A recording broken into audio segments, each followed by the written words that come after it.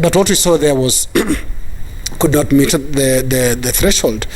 But there are those who may say that for a long time Kenyans are being told, oh, these guys won't fight for you, it's you who will fight against each other. These ones went literally for each other. Now, more embarrassing was they did this ostensibly to please their masters who are seated there watching. There was Raila Odinga, who is the party leader of ODM, and there was the deputy president who is whose ally Osoro is, and both of them just sat there and watched. They watched it, with a calmness with which you watch Viusasa. It's very entertaining, and it was a sad chapter. It was a sad chapter, and I agree with Francis. Is this really an NCIC issue or a police matter? That should it be resolved by the OCS South Mugirango, not NCIC in Nairobi? What was cohesion threatening about that incident? It was, in my view, just another pub brawl. And the police should have taken action as to what they would have done if it was just normal members of the public that were acting that way. And it's interesting you mentioned the two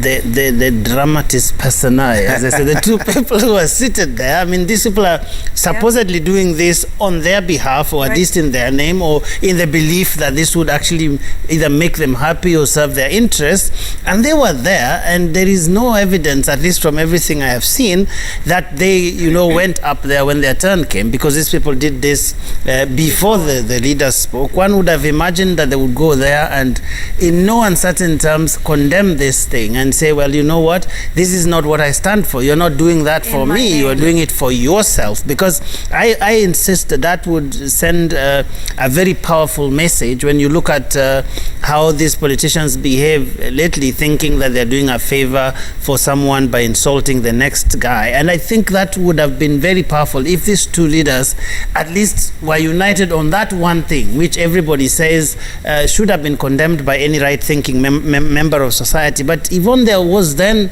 almost like this ping pong thing going on, and up to now, quite frankly, Kenyans are very confused about who exactly they can turn to when these things desecrate basically our TV screens and all manner of things going on in the country. Social media was awash with that image. Isn't that something that we don't discuss enough in this country? This event will kind of just pass. Next time we'll be talking about something. Right now we're talking about Sonko in Gigiri, and we'll just move on and talk about the next. Just to follow up on what you said, was there outright condemnation? Even the following day, we saw both the deputy president the following day at yet another event. We didn't see some strong condemnation of that. We saw an interview again by the ODM party leader. There is no strong condemnation. Actually, today the ODM leader was saying that he disagrees with that. It was not the same. NCIC whatever happened was not the same. The two members of parliament should not have shared equal blame that there was an aggressor and a victim. And you know what they're going to say. In fact, I think, did he mention the fact that there was this man who walked up to the stage? That would be Silvanus Osoro. What was he going? He was going to look for a fight. And that is what is interesting for me. Two things. One, who is responsible for what happened here? It's been, when did this happen? On Sunday? It's now almost 5 days. Tuesday or thereabout. Yes, it's been almost 5 days since this incident. Have the police questioned them? Has the DPP intervened? The NCIC comes up with a list of shame. And I dare say here, for two people who had no shame to fight at a funeral when a body and a corpse is lying right in front of them, do you think a list of shame makes them any more ashamed? So the for only people who have no shame? for the shameless people is to shame is them. to shame them, surely. For people who have absolutely nothing to lose when it comes to honor following that incident. But I also wanted to add, some unfortunate things. These are young members of parliament who are supposed to be leading the way, trying to show us which way we are going forward. The youth are the leaders of tomorrow. This was a bad show. But also another thing, it is a harbinger of things to come. It is post-election violence and other things like that begin this way. They begin with Raila Odinga going to Githurai and being pelted with stones. And then it is followed by what happened thereafter. I think when it was in Bama Market. That's what happens. And then you have a funeral where two people are literally throwing punches on the platform. It builds up slowly in this way. Not only that, but the ghosts of the 2007-2008 post-election violence were actually raised at this funeral. In fact, I believe those are the sentiments that led to this fight. With Simbarati saying what he said about 2007, what happened between the Kissies and the Kalenjin. And sort of linking the deputy president to that issue. And you see it is brought up in this very callous manner. It is brought up, not in a bid to, I don't know what the merits of that are, but not in a way to raise and this in the issue most that must be in the most inappropriate settings. And so this is how it builds up very slowly. So what's happening right now, I don't know. What did the Kalenjins feel about what was said there? What did the Kisses feel about these issues being raised? It's raised in an irresponsible manner, and it can only be the build-up to what has already been made to be a high-stakes election in 2022, with all of these things that are happening now. And that's what I just find interesting. But the list of shame, for what?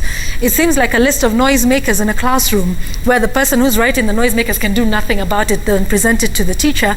The teacher himself, as we heard from the president today, says, this is a shame. But I wonder whether this is something about a tone that has been set from the top.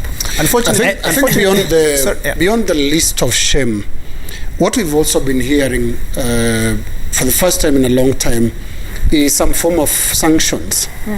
I think we woke up to headlines today of a flurry of activities within government, including the Ministry of Interior, with the argument and the Parliamentary Committee on National Security. Yeah.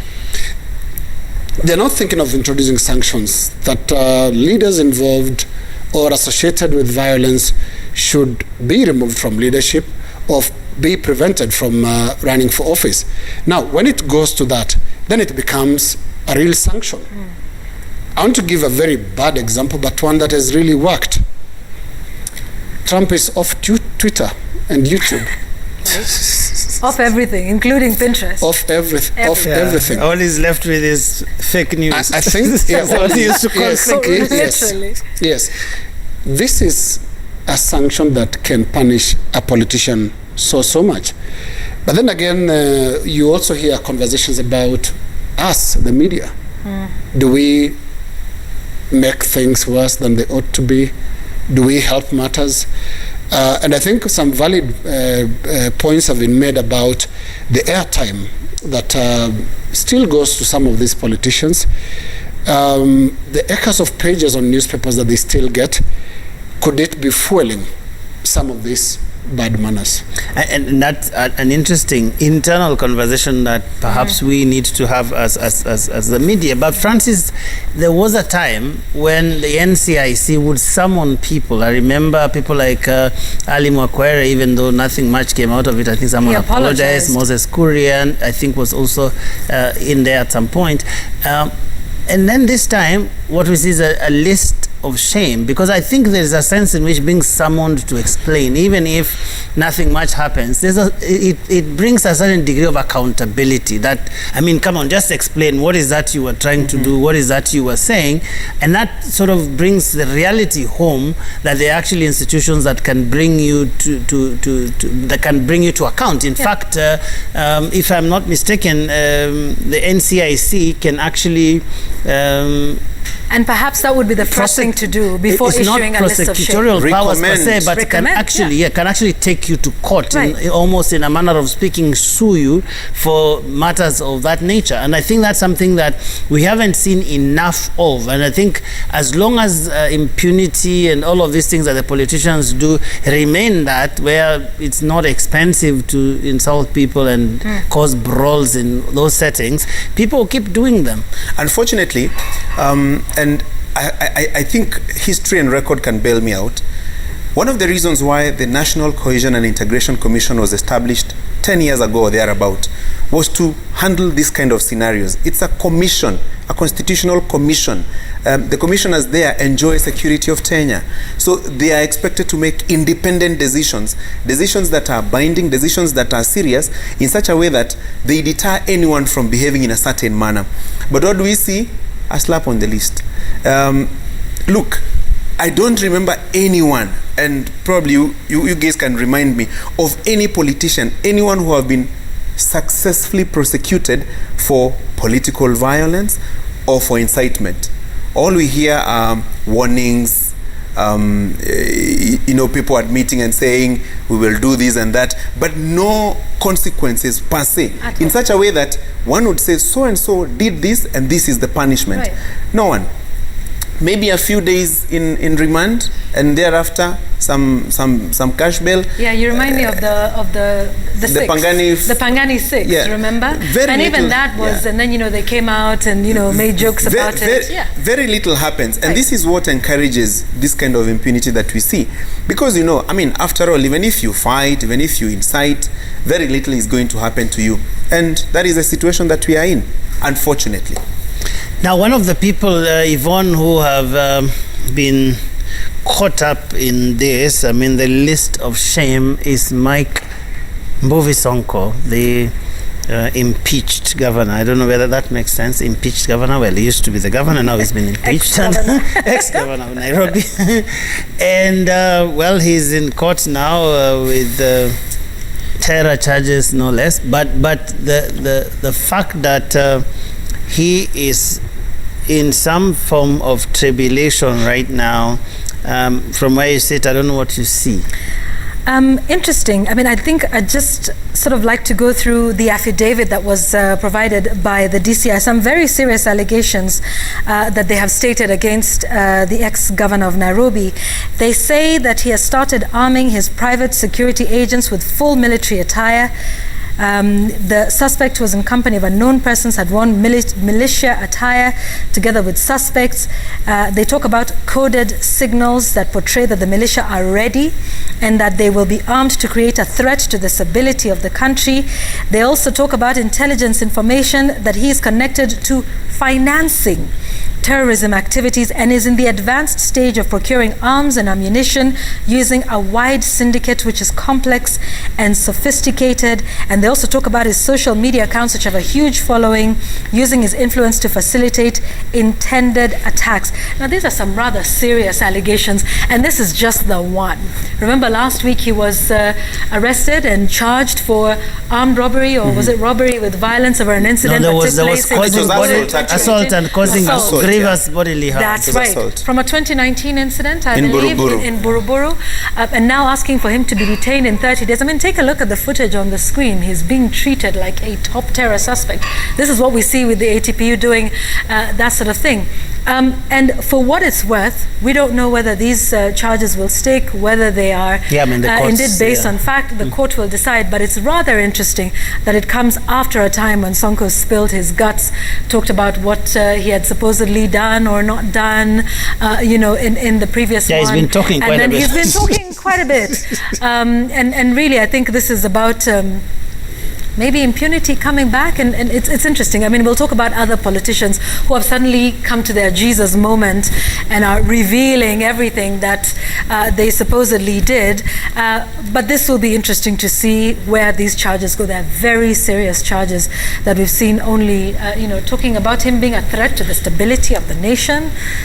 That's interesting. And one just hopes that this is the beginning of across-the-board kind of scrutiny of what people are doing. If there's anything in what they are saying, that actually, there'll be looking around for, because I think one of the things that have happened in this country that often startles people is when things appear to be politically motivated and then probably stops with that one person and you don't see it, because there are many things that are happening even with politicians, very many things that one could look into. So I think that it would be great, Linus, if this would be this broom that sweeps across the board and we see what's been going on. I mean, obviously the courts will have to render their own impressions of what this is about. Yeah, Joe, politics has always been the biggest impediment to that broom you are talking about. And you will see it play out even in this case of Mike Sonko. When you listen to his defense team, they are questioning the timing. When you listen to some of the observers and analysts, they're asking, why wasn't he arrested in 2019 when he committed the alleged assault? When did he wear this uniform? We've seen his style since 2013. It's been that kind of very interesting style of dressing. The president himself on tape there referred to goggles and all that. Now the military attire surfaces in court papers. The problem is the politicization of justice in Kenya. And that is likely to be seen as a discussion point in the Sonko case. Because the question will be raised, is it an offense just because he is politically incorrect? If you look at the preceding events, first of all, there is no defending Sonko in terms of the quality of his verbal discourse. He is a sharp tongue. He is a loose tongue. He said very, very insulting things to the president the other day, playing that clip in a rally in a rally in Machakos County. In Machakos County. But also you would see that a few weeks, or is it a week before that, we had the Interior Principal Secretary going to the DCI to complain about what Sonko said about the 2017 election. And then papers surface in court of assault, and none of them involve or about the incident that was complained about. So did those events trigger the charging of Mike Sonko? If they did, then this is part of the continued failure in the administration of justice in Kenya. Now, when are we waiting to charge Simba Arati and Osoro? You know, this could surface at some point that this was an incident that the police should pick up. We need to delink the politics and the justice system, but will we do that? Nobody knows. Moses Kuria, very ambitious here, says the law in this sphere is defective. What we need is self-regulation. Politicians should meet and agree they will behave in a civil, nationalistic way. I'm happy to lead that process, he says.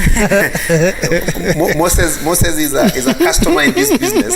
Remember, he was part of the Pangani 6. But he saw the burning bush. Yeah, but probably he has a point. He has a point in the sense that, I mean, if only it could happen. If only this could be done, we probably would see some positive movement in this direction if the politicians were serious about it. But will they? Most of them will probably not. Why? Because unfortunately, this kind of conduct is also political currency. I mean, I've covered many rallies, many political rallies, and not just the politicians, even ordinary citizens. The most insulting, the most vulgar of the politicians is the one that always attracts the loudest cheers and attraction. And you will see even in a rally, people will say, we want so-and-so to speak. Before so-and-so speaks, they will not allow that rally to end. Some of the things that we show on TV are the very, very distilled and refined of the statements that you see in political rallies. And that also explains why sometimes it is very dangerous to cover some of these rallies live. If we were to do, Kenyans would be very shocked. We just don't publish our list of shame, but we have it. We have people actually, if you know they are going to speak, you can't put it this way. There are some politicians. There are some politicians we today. Never put live. If you're having a live coverage, you know, if so and so is on the podium, start doing commentary. Something else, Start doing commentary because they are likely to say something very inciting. And it's a trend that is unfortunate. For Sonko, one would ask, what is the motive? Because he's is obviously not the most likable of politicians among some people, and is also likable among some people. There's some things that he has said that are very nasty about the president, about a few other leaders that are very, very nasty. But be it as it may, there is the question of rule of law and fair administrative justice. Politics and justice cannot go hand in hand. So charge him and prosecute him in the legal way using the laid down legal procedures. But don't politicize. If you politicize, then it becomes a different ball game altogether. Unfortunately, if the motive is politics, even those charges that you see may not go anywhere. And maybe over a period of time, once probably the political scenario has settled, you will realize Francis, that... You know you are a decent man, so you are assuming that the idea is for them to go somewhere. But that is a story for another day. Shall we go to Sagana now? Yes. We're due for a break? Okay, then we can go to Sagana after the break.